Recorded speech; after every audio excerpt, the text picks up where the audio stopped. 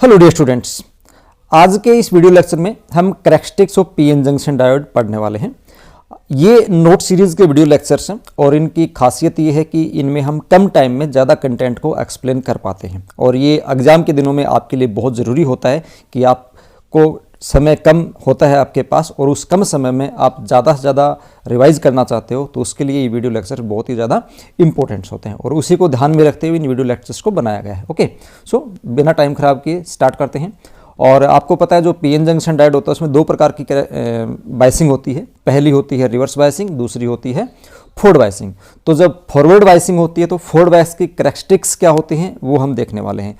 तो forward bias की characteristics study करने के लिए आपको उसका सर्किट डायग्राम बनाना पड़ेगा। तो सर्किट डायग्राम हम कैसे बनाएंगे, देखिए इस प्रकार से ये आपके पास एक पीएन जंक्शन डायोड है।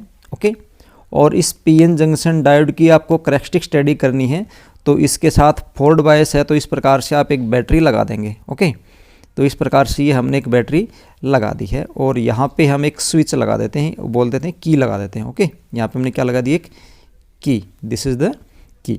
अब ये बैटरी का पॉजिटिव है, बैटरी का नेगेटिव है। डायोड के पी साइड से हमने पॉजिटिव कनेक्ट कर रखा है और डायोड के एन साइड से हमने नेगेटिव कनेक्ट कर रखा है। तो कौन सी बायसिंग होगी, ये फॉरवर्ड बायसिंग होगी। कौन सी होगी ये, आपको पता है, ये पहले का वीडियो आपने देखा है और पढ़ा है आपने, तो आपको अच्छे से पता है कि ये फॉरवर्ड बायसिंग हुई है। अब क्योंकि हमें इसकी करैक्टरिस्टिक्स पढ़नी है तो करैक्टरिस्टिक्स का मतलब ये है, फॉरवर्ड बायसिंग करैक्टरिस्टिक्स का मतलब ये है कि जो फॉरवर्ड वोल्टेज होता है V और फॉरवर्ड करंट होता है I, उसके बीच का ग्राफिकल रिलेशन होता है, तो उसको हम फॉरवर्ड बायस करैक्टरिस्टिक्स बोलते हैं। तो इसका मतलब इस पूरे सर्किट में आपको वोल्टेज और करंट पता करना है, मेजर करना है। वो कैसे करेंगे, तो आपको पता है वोल्टेज पता करने के लिए आपके पास वोल्ट मीटर होना चाहिए और वोल्ट मीटर हमेशा पैरेलली कनेक्ट होता है। तो हम यहाँ पे इस डायोड के पैरेलल में एक वोल्ट मीटर कनेक्ट कर देते हैं। ये हमने क्या कनेक्ट कर दिया, वोल्ट मीटर कनेक्ट कर दिया। अब करंट मेजर करना है और आपको पता है करंट जो होता है एमीटर से मेजर करते हैं और एमीटर हमेशा सीरीज़ में लगाते हैं। तो हम यहाँ पे क्या करते हैं, इसके सीरीज़ में एक मिली एमीटर लगा देते हैं। ये हमने लगा दिया एक मिली एमीटर। ओके, ये पॉजिटिव टर्मिनल है, ये नेगेटिव है, इधर ये इसका पॉजिटिव है, ये क्या है, नेगेटिव। तो ये इसका सर्किट डायग्राम हो जाएगा। अगर आपसे सर्किट डायग्राम बनवाते हैं तो आप इस प्रकार से बना देंगे, बहुत ही इजी है। अब देखिए ये जो बैटरी है, इस बैटरी को हम वेरिएबल रखते हैं। बैटरी को क्या रखते हैं, वेरिएबल। तो वेरिएबल रखने का एक डायग्राम में तो आप इस प्रकार से एरो मार्क भी लगा सकते हो। बाकी वेरिएबल रखने का एक वे ये भी है, अगर आप एरो मार्क नहीं लगाते हो तो आप क्या कर सकते हो, इसमें इस प्रकार से यहाँ पे एक रियोस्टेट टाइप लगा सकते हो, है ना।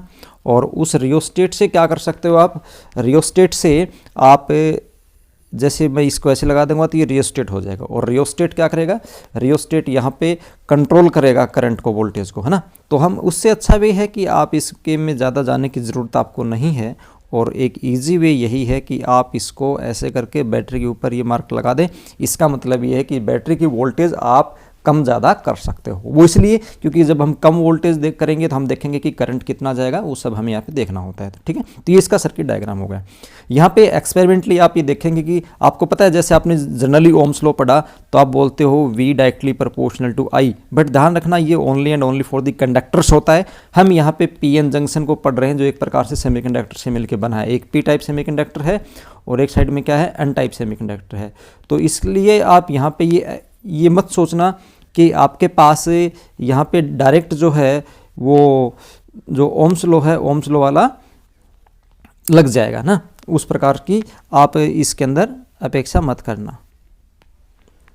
ठीक है, Ohm's law V directly proportional to I जो है वो यहाँ पे वैलिड नहीं होने वाला। क्या वैलिड होने वाला है वो हम सब यहाँ पे देखने वाले हैं। ठीक, अब देखिए हमने एक्सपेरिमेंट जब किया तो ये देखा कि जब हमने वोल्टेज बढ़ाया तो पहले इसका करंट धीरे धीरे इंक्रीज हुआ और उसका हमने ग्राफ बनाया तो कुछ इस प्रकार से ग्राफ उसका आया। इधर हमने वोल्टेज लिया और इधर हमने करंट लिया और करंट किस में है, मिली एम्पियर में है। हमने देखा जब वोल्टेज जीरो था तो करंट भी जीरो था।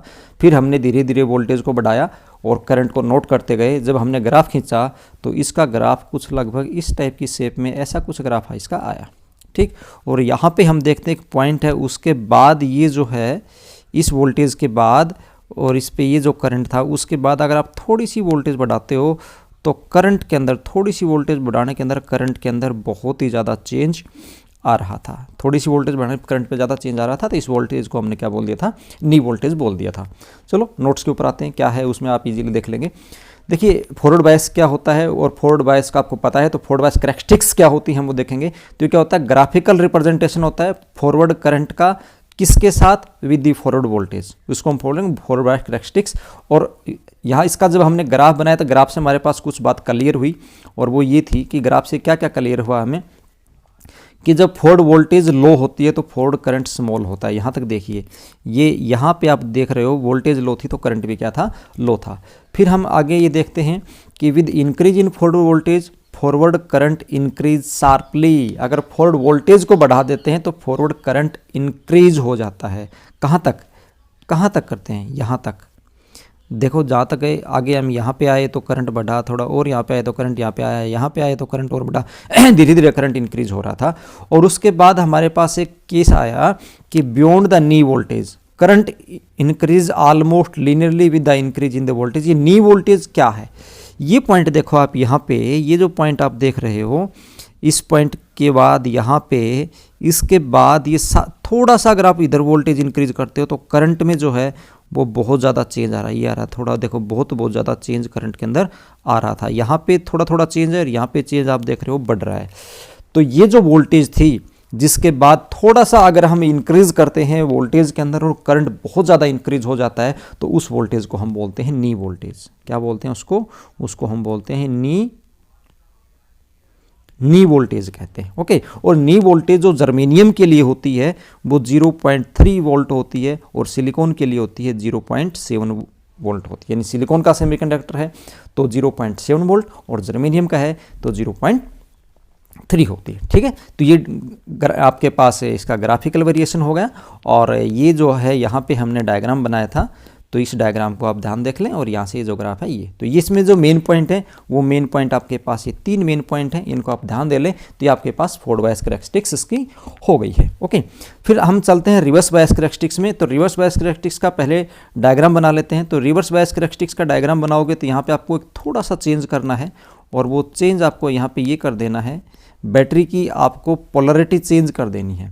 पी साइड को कनेक्ट कर देना है बैटरी के नेगेटिव से, और एन साइड को कनेक्ट कर देना है बैटरी के पॉजिटिव से। इस प्रकार से इनको आपको कनेक्ट कर देना है। ओके, तो ये इस प्रकार का कनेक्शन आपके पास हो जाएगा। ये आपके पास नेगेटिव हुआ, ये पॉजिटिव। बैटरी उसी प्रकार से आपको वेरिएबल रखनी है, बाकी सब कुछ ऐसे कैसा रहेगा। तो इस केस में अगर आप ये ग्राफ बनाओगे, ग्राफिकल वेरिएशन इनका देखोगे, तो ग्राफिकल वेरिएशन इसका कुछ इस टाइप से आने वाला है, जो हमने यहाँ पे ये बनाया हुआ है। ये देखो इसमें क्या है, यहाँ पे आप ध्यान से देख पा रहे हो क्या है। देखिए ये तो ओरिजिन पॉइंट था, और ओरिजिन पॉइंट था ये डाउनवर्ड, इधर हमने रिवर्स करंट लिया तो नेगेटिव में लिया, ये वाला रिवर्स करंट ले रखा है हमने, ये माइक्रो एम्पियर में ले रखा है। रिवर्स वोल्टेज है तो इस वोल्टेज को हमने माइनस कर रखा है, तो नेगेटिव एक्स एक्सिस में साइड में हमने ले लिया। हम क्या देख रहे थे कि धीरे धीरे हम रिवर्स वोल्टेज बढ़ा रहे थे, तो रिवर्स करंट में कोई ज़्यादा चेंज नहीं आ रहा था। ग्राफ की ये शेप चल रही थी, यहाँ पे ये रेड लाइन आप देख रहे होंगे, ग्राफ की यहाँ तक इस प्रकार से ये शेप चल रही थी। लेकिन इसके बाद क्या हुआ, इसके बाद अचानक से क्या हुआ कि एक वोल्टेज के बाद इसका जो करंट है वो शार्पली इंक्रीज हो जाता है। इसको बिल्कुल ऐसे 90 डिग्री पे करने के बजाय थोड़ा सा ऐसे करना था, थोड़ा सा, ज़्यादा नहीं, थोड़ा सा ऐसे करते, क्योंकि बिल्कुल 90 डिग्री पे होता है वो जिनर के लिए होता है। यहाँ पे जिनर ब्रेकडाउन लिखा हुआ भी है, ठीक है ना। ये जिनर डायोड के लिए ज़्यादा सूटेबल है, जो यहाँ पे हमने बना रखा है। तो इसको आपको क्या समझना है कि इसके बाद ये बिल्कुल ऐसे नहीं, थोड़ा सा इसको आप ऐसे कर देंगे, थोड़ा सा ऐसे रिवर्स बायस के अंदर ना। तो ये जिस वोल्टेज के बाद ये करंट अचानक से इंक्रीज हो जाता है उसको हम बोलते हैं ब्रेकडाउन वोल्टेज। और ये ब्रेकडाउन वोल्टेज क्यों इंक्रीज होते, ये भी आपसे एग्जाम में क्वेश्चन आ जाता है। तो ब्रेकडाउन वोल्टेज इंक्रीज होने का, ब्रेकडाउन वोल्टेज के ऊपर एक करंट इंक्रीज होता है, जो रिवर्स करंट इंक्रीज हो जाता है। वो इंक्रीज होने का रीज़न ये है क्योंकि ब्रेकडाउन वोल्टेज के ऊपर हमारे पास जो जंक्शन है पीएन का, उसमें से बहुत ज़्यादा कोवलेंट बॉन्ड टूटने शुरू हो जाते हैं। Numbers of the covalent bond टूट जाते हैं, और जितने ज़्यादा कोवलेंट बॉन्ड टूटेंगे उतने ही ज़्यादा इलेक्ट्रॉन्स फ्री होंगे, और इलेक्ट्रॉन्स जितने ज़्यादा फ्री होंगे उतने ही ज़्यादा हमारे पास क्या होगी, कंडक्टिविटी होगी। इसलिए हमारा जो नॉर्मल डायोड होता है, नॉर्मल डायोड को हम रिवर्स बायस में अगर कभी यूज़ भी करते हैं तो उसको ब्रेकडाउन वोल्टेज तक कभी नहीं ले जाते। अगर वो ब्रेकडाउन वोल्टेज पे चला जाता है और ब्रेकडाउन वोल्टेज के बाद अगर आप उसकी वोल्टेज इंक्रीज कर देते हो तो जो जंक्शन है वो ख़त्म हो जाता है और पीएन जंक्शन डायोड की जो करैक्टरिस्टिक्स हैं वो ख़त्म हो जाती हैं। उसके बाद वो एक जंक्शन डायोड नहीं बचता, वो एक सिंपली कंडक्टर की तरह काम कर देता है। या हम ये बोल सकते हैं कि हाई रिवर्स वोल्टेज के ऊपर आपका जो डायोड है वो बर्न हो जाता है, वो खत्म हो जाता है। इसलिए कभी भी हम नॉर्मल जो हमारा पीएन जंक्शन डायोड होता है उसको हाई रिवर्स वोल्टेज में यूज नहीं करते हैं। ओके, ठीक है।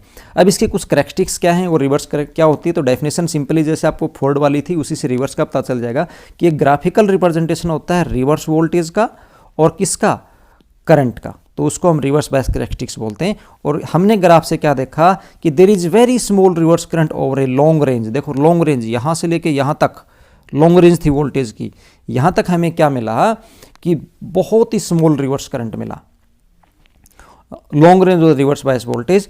उसके बाद हमें क्या मिलता है, at a certain voltage reverse current increase to large value, this value और reverse bias voltage is known as the breakdown voltage and the phenomenon is known as avalanche breakdown. इस डेफिनेशन को आप याद कर लेना, एक अलग से डेफिनेशन पूछी जाती है कि ये एवेलेंस ब्रेकडाउन क्या होता है या फिर ये जो आपके पास ब्रेकडाउन वोल्टेज क्या होती है, ये पूछा जा सकता है। तो वो उसका आंसर आपके पास यहाँ से मिल गया।